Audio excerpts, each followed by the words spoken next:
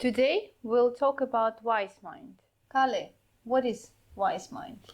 So wise mind is this concept that explains how people think and partially behave. So typically people have this rational side to their thinking and emotional side to their thinking, and the kind of intersection of these two ways of thinking is called the wise mind. And the rational way of thinking is kind of fact-based, almost computer-like decision making. That's good for many kind of practical things and fact-based decisions.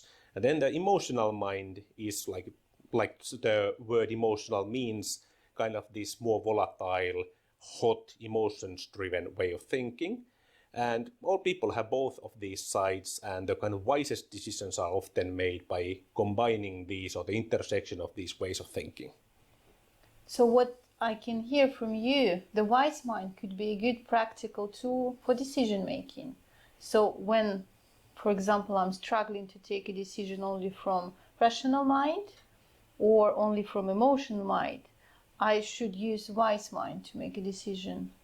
And also what I know, that it's good to give myself time to take a decision and not to over push and wait until the moment then I'm ready. But once the decision is done, it's good not to re-evaluate it. So when you have made the decision, it's then good to actually start executing that decision, and only if you learn that there's something wrong with the decision, then come back and kind of re-evaluate, but don't keep on kind of spinning and making the decision itself without actually executing any of that. Kalle, what is a cognitive triangle? So the cognitive triangle means the triangle of the two things that we already discussed. So your emotions and your rational thoughts, and then also your behavior. So whenever you are discussing with other people or observing other people, you can only observe the behavior. And you do not know what their rational thoughts are, and you do not know what their emotions are. Of course, you can guess, and sometimes you are right, sometimes you are wrong.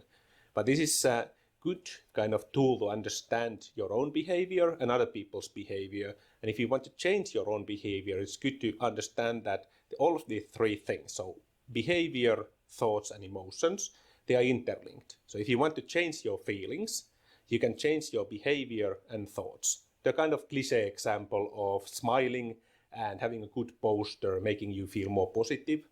And this way around also, that you can, like, professional ice hockey teams, when they are losing, sometimes the coaches try to hit kind of the emotions of the players and the thinking of the players in order to actually change the behavior on ice. Sounds quite complex triangle, but what I also know, that our emotions and our thoughts are not us. It's just emotions in the situation or thoughts in the situation.